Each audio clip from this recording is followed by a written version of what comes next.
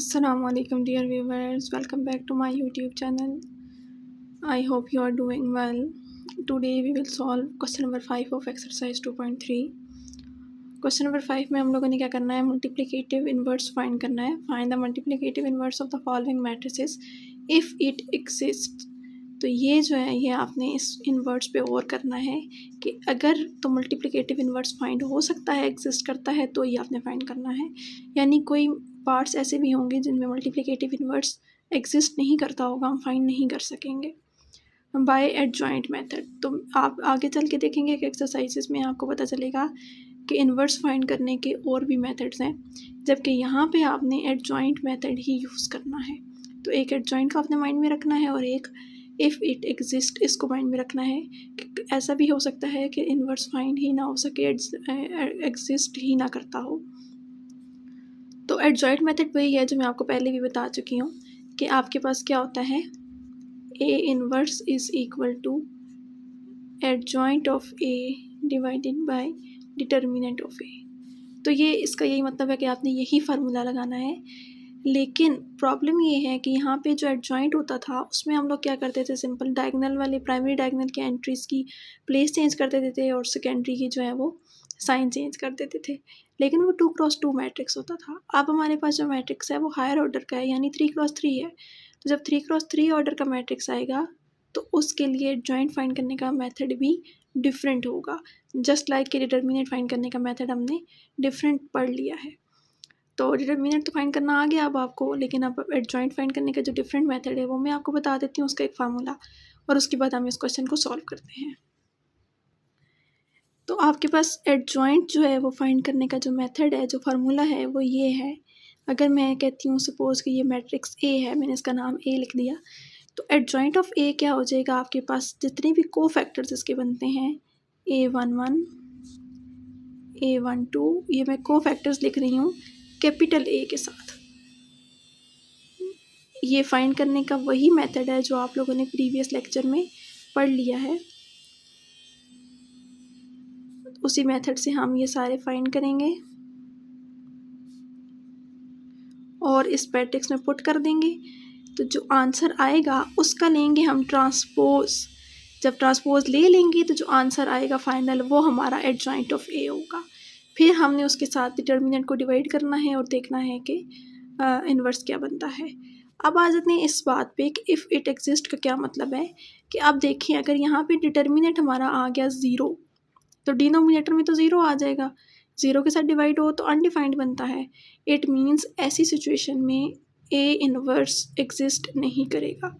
तो इसका बेसिकली ये मतलब है कि आपके पास डिटर्मिनेंट ऑफ ए जो है वो नॉन ज़ीरो होना चाहिए. जिस पार्ट में डिटर्मिनेंट 0 हो जाएगा उस पार्ट में हम आगे कंटिन्यू नहीं करेंगे, हम वहीं पे लिख देंगे कि A inverse does not exist. तो इट मीन्स आपको स्टार्ट ए डिटर्मिनेंट से करना चाहिए. अगर ए डिटर्मिनेंट 0 आ गया तो आगे जाने की ज़रूरत नहीं पड़ेगी. अगर 0 ना आया तो फिर आपने एडजॉइंट फाइंड करना है और फिर डिवाइड करके ए इनवर्स का आंसर बताना है फाइनल, जो क्वेश्चन में रिक्वायर्ड है. तो चलिए फर्स्ट पार्ट का सबसे पहले हम डिटर्मिनेंट फाइंड कर लेते हैं. डिटर्मिनेंट में उसी तरह से एक्सपेंशन मेथड से फाइंड करूँगी. 1 as it is, 1 -2 -1 -1, then minus और -1 इसकी एंट्री है. 2 1 -1 -1 एंड +1 2 1 1 -2. इसको एक्सपेंड करते हैं तो क्या बनेगा, -1 -2 -2 +1 -4 -1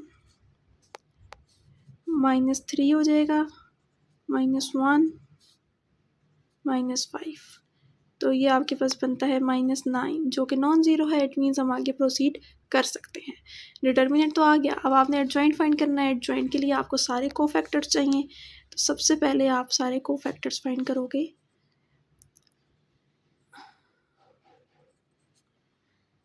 1 + 1 और उसके बाद उसी तरह से आपने करना है 1 -1 -2 -1. तो यहाँ से -1 का स्क्वायर है तो इट मीन्स ये +1 हो गया. और -1 -2, तो ये आ गया -3। इसी तरह से A12 फाइंड करेंगे, -1 1 + 2, और यहाँ पे आपके पास आएगा 2 1 -1 -1 का क्यूब है तो -1 आ जाएगा, -2 + 1, तो इसका आंसर बनेगा +1। और इसी तरह से A13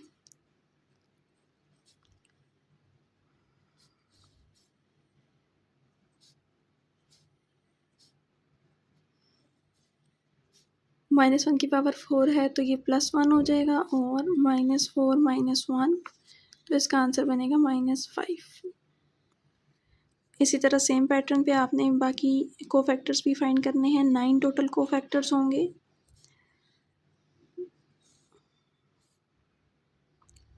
-1 1 -2 -1, तो ये -1 का क्यूब आ जाएगा, 1 माइनस, और ये +2 हो जाएगा, -3 आंसर आ जाएगा। नेक्स्ट है A22, -1 की पावर 2 + 2, और ये आपके पास सेकंड रो सेकंड कॉलम है, तो 1 1 1 और -1 रिमेनिंग रह जाएगा।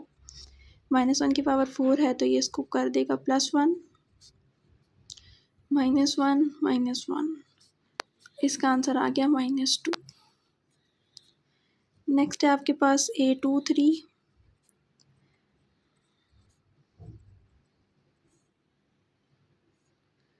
आपके पास बचेगा 1 1 -1 एंड -2, तो यहाँ पे आएगा -1 -2 + 1, तो यहाँ से भी -1 बनता है, -1 -1 मल्टीप्लाई होके तो +1 आ जाएगा। इसी तरह से हमने 3 1 फाइंड किया है, तो इसका आंसर जो है सॉल्व करने के बाद आ गया 0। अब A32 और 3 3 फाइंड करना रह गया है, 3 + 2, थर्ड रो और सेकंड कॉलम को डिलीट कर देंगे, आपके पास बचेगा 1 2 1 -1, ये -1 की पावर 5 है तो ये -1 बचेगा, और -1 -2, तो -3 को -1 के साथ मल्टीप्लाई करेंगे तो आंसर आएगा +3। तो यहाँ तक हमने सारे कोफैक्टर्स फाइंड कर लिए हैं। अब हम लोगों ने एडजॉइंट का फार्मूला लगाना है, एडजॉइंट ऑफ A, और यहाँ पे हम सारे कोफैक्टर्स पुट करेंगे और उसके बाद उसका ट्रांसपोज लेंगे। तो ये मेरे पास एडजॉइंट भी आ चुका है। अब मैं फाइनली फार्मूला लगाऊंगी A इनवर्स का। A इनवर्स किसके इक्वल होता है, adjoint of A divided by determinant of A। अब यहाँ वैल्यू पुट करेंगे, डिटर्मिनेंट जो है वो हमारे पास आ रहा था -9, तो मैं इसको ऐसे लिख सकती हूँ, और उसके साथ में एडजॉइंट का जो आंसर आया वो लिखूँगी, -3 -2 1 0 3 एंड 3। अब उसके बाद आपने -9 को हर एंट्री के साथ डिवाइड करना है, तो आपके पास फाइनल A इनवर्स आ जाएगा। -3 को -9 से डिवाइड करेंगे तो आंसर आएगा 1/3, अगेन 1/3, 0, -1/9, 2/9, -1/3, 5/9, -1/9 एंड -1/3। तो ये आपका फाइनल आंसर आ चुका है A इनवर्स का, जो आपने फाइंड करना था। अब हम लोग सेकंड पार्ट स्टार्ट करेंगे। सेकंड पार्ट में भी एज़ यूजुअल आपने सबसे पहले डिटर्मिनेंट फाइंड करना होगा। इस मैट्रिक्स का नाम मैं A लिख लेती हूँ, फिर इसका डिटर्मिनेंट फाइंड करते हैं। एक्सपेंशन मेथड से मैं इसको रो 1 से एक्सपेंड कर रही हूँ।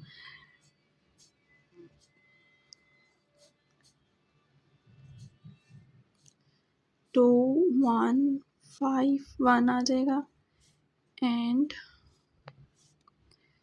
2 3 1 एंड 0 आ जाएगा जी। तो आपके पास ये 3 - 0 बन गया, +4, 2 - 5 +2 0 -3।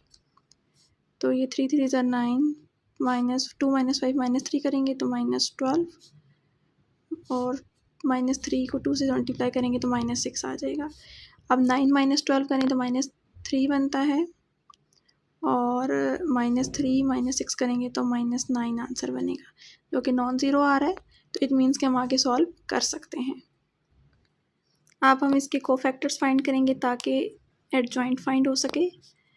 तो कोफैक्टर्स के लिए सेम पैटर्न आपने फॉलो करना है। 3 5 0 1, यहाँ से -1 की पावर में जो है वो 2 है तो +1 हो गया एंड 3 -0 तो आंसर हो गया 3। इसी तरह से A12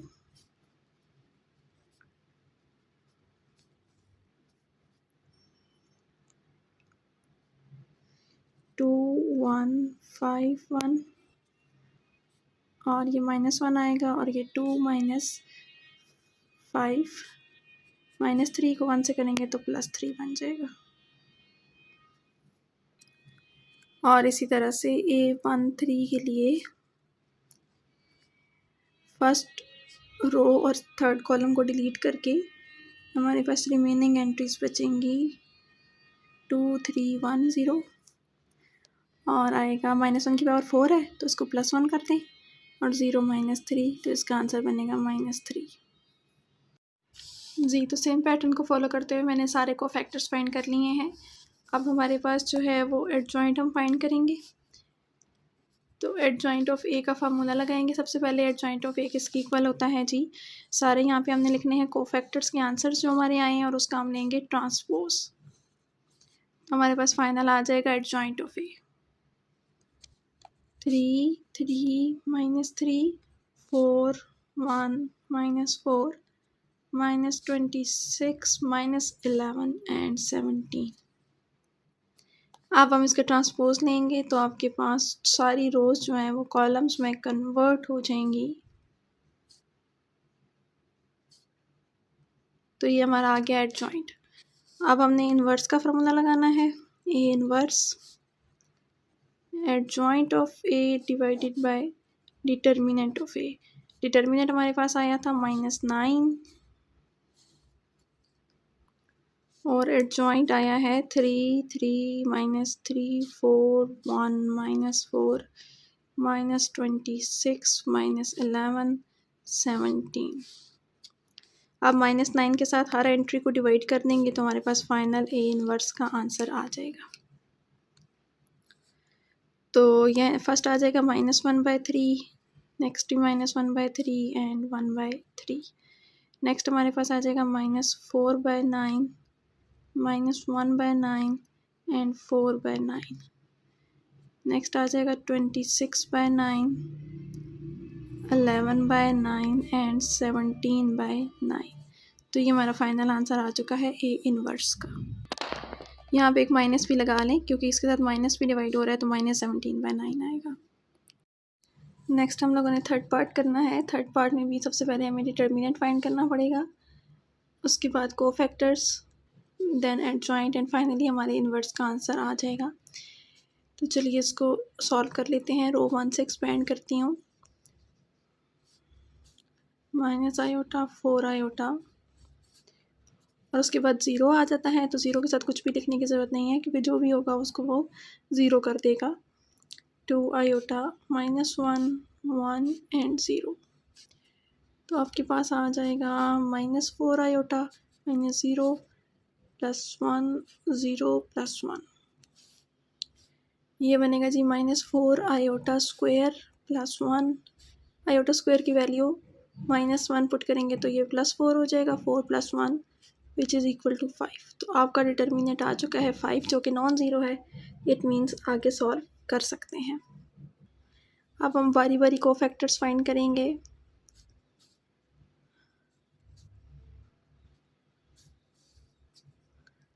और इसी तरह सेम पैटर्न को फॉलो करते हुए हमारे पास सारे कोफैक्टर्स आ चुके हैं।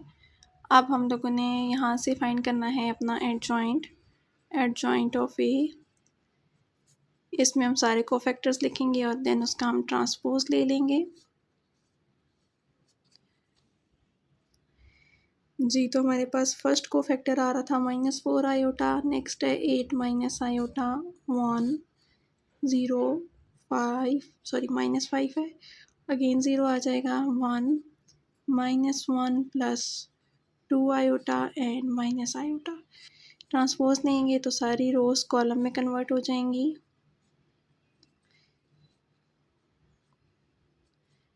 1 -1 plus 2 iota and minus iota. तो ये आपके पास आ चुका है एडजॉइंट। अब हम इनवर्स का फार्मूला लगाएंगे। तो हमारे पास होता है जी A inverse is equal to adjoint of A divided by determinant of A. Adjoint of A का जो हमारा आंसर आ रहा था वो हम लोग यहाँ पे लिखेंगे और साथ ही जो डिटर्मिनेंट वाला है वो 5 था, तो 5 से हम डिवाइड कर लेंगे। इसके साथ ही हम सारा एडजॉइंट की वैल्यू लिख लेते हैं। -4 iota 8 minus iota 1 0 -5 0 1 -1 plus 2 iota and minus iota. उसके बाद हम 5 से इसको डिवाइड कर लेंगे हर एंट्री को, तो हमारे पास ए इनवर्स आ जाएगा -4/5 -4 आयोटा बाई 5 आ जाएगा। 8 minus iota whole divided by 5 1/5 0 -1 0 1/5 -1 plus 2 iota divided by 5 minus iota by 5। तो ये आपके पास फाइनली ए इनवर्स आ चुका है जो हमने फाइंड करना था।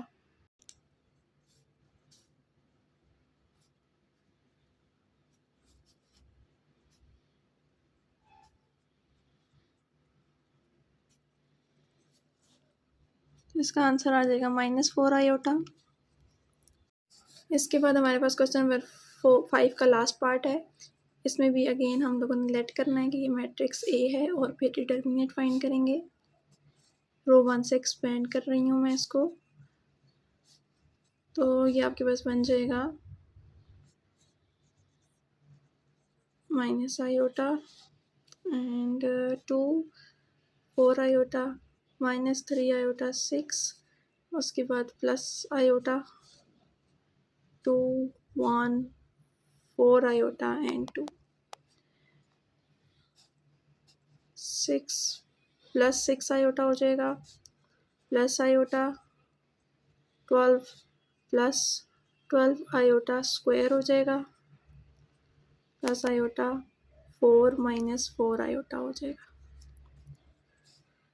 18 प्लस 18 आयोटा प्लस आयोटा। आप देख सकते हैं कि 12 है, यहाँ पे आयोटा स्क्वायर की वैल्यू -1 पुट करेंगे तो -12 हो जाएगा और ये दोनों आपस में कैंसिल आउट हो जाएंगे। यहाँ पे हो गया 0 और नेक्स्ट 4 आयोटा -4 आयोटा स्क्वायर आ जाएगा। अब 18 plus 18 iota plus 4 iota and plus 4 बन जाएगा जब आयोटा स्क्वायर की वैल्यू -1 पुट करेंगे। अब 18 प्लस 4 ऐड कर लेते हैं 22 और 18 प्लस 4 22 आयोटा। तो ये आपके पास आ चुका है डिटर्मिनेंट। अब हम लोगों ने इसके सारे कोफैक्टर्स फाइंड करने हैं। तो यहाँ तक सेम पैटर्न को फॉलो करते हुए हमारे पास सारे कोफैक्टर्स आ चुके हैं। A33 तक सारे कोफैक्टर्स हमने फाइंड कर लिए हैं। अब हम लोग एडजॉइंट फाइंड करेंगे।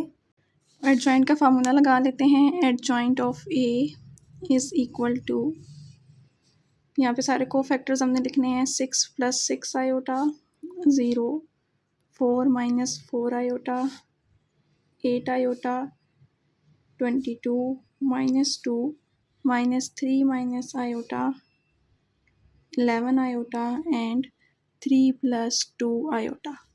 और इसके बाद हमने लेना है इसका ट्रांसपोज।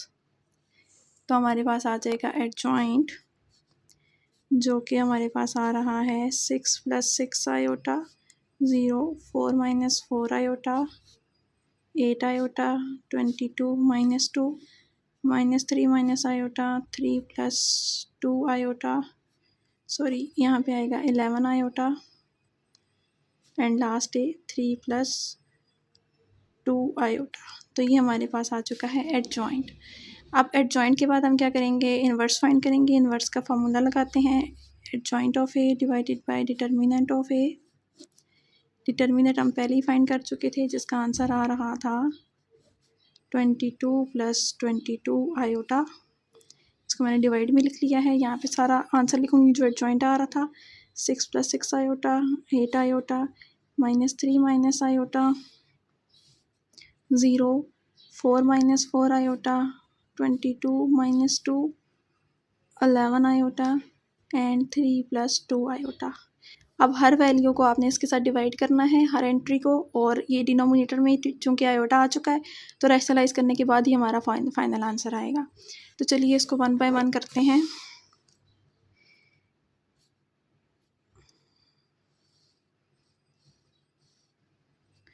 तो ये हमारे पास बन जाएगा 6 + 6 iota divided by 22 + 22 iota. Next आपके पास है 8 iota divided by 22 + 22 iota, -3 minus iota divided by 22 + 22 iota. ये तो ज़ीरो ही रहेगा। 22 divided by 22 + 22 iota, 11 iota divided by 22 + 22 iota, 4 - 4 iota divided by 22 + 22 iota, -2 divided by 22 + 22, 3 + 2 iota divided by 22 + 22 iota. अब चूँकि ये question already काफ़ी lengthy है, तो इसके बाद आप हर टर्म को अगर रैशनलाइज करेंगे तो बहुत लेंथी हो जाएगा। तो इसके लिए शॉर्टकट मेथड ये है कि आप कैलकुलेटर से हर टर्म को सॉल्व कर सकते हैं। आप कैलकुलेटर में सिंपल ये पुट करेंगे तो आपके पास जो है वो रैशनलाइज होने के बाद फाइनल आंसर बता देगा। तो मैं भी यहाँ कैलकुलेटर की हेल्प ले लेती हूँ। सबसे पहले आपने अपना मोड कॉम्प्लेक्स पे यानी 2 नंबर पे सेट करना है। जब यहाँ कॉम्प्लेक्स लिखा आ जाएगा तब आपने इसमें वैल्यूज़ पुट करनी है। फर्स्ट हमारे पास क्या है, 6 + 6 आयोटा डिवाइडेड बाय 22 + 22 आयोटा आपने लिखना है।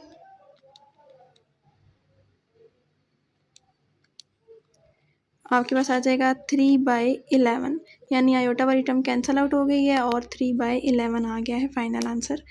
तो इसको हम साथ साथ यहाँ पे ए इनवर्स में लिखते जा रहे हैं, 3/11। ये 0 तो एज इट इज़ आएगा। अच्छा नेक्स्ट देख लेते हैं। नेक्स्ट आपके पास है 8 आयोटा डिवाइडेड बाय 22 + 22 आयोटा, जो कि आ रहा है 2/11 + 2/11 आयोटा। इसको भी हम यहाँ लिख लेते हैं, 2/11 + 2/11 आयोटा। नेक्स्ट है -3 माइनस आयोटा, -3 माइनस आयोटा। ये आपके पास आ रहा है जी -1/11 + 1/22 आयोटा। नेक्स्ट 0 था, ये तो मैंने लिख लिया है। नेक्स्ट है 22 को इससे डिवाइड करेंगे तो आ जाएगा 1/2 - 1/2 iota. And next is 11 iota को डिवाइड करेंगे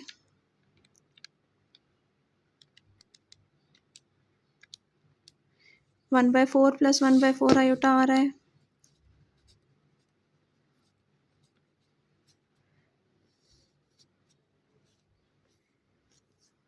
और हमारे पास नेक्स्ट एंट्री है 4 - 4 आयोटा, इसको भी कर लेते हैं।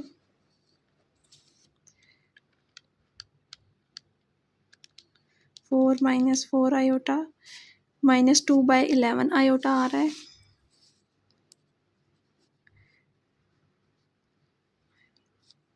नेक्स्ट है -2 डिवाइडेड बाय 22 - 2 आयोटा। और ये आपके पास आ रहा है जी -1/22 + 1/22 आयोटा। एंड लास्ट आपके पास है 3 + 2 आयोटा के साथ भी सेम टर्म आपने डिवाइड करनी है। तो आपके पास फाइनल आ जाएगा 5/44 - 1/44 आयोटा।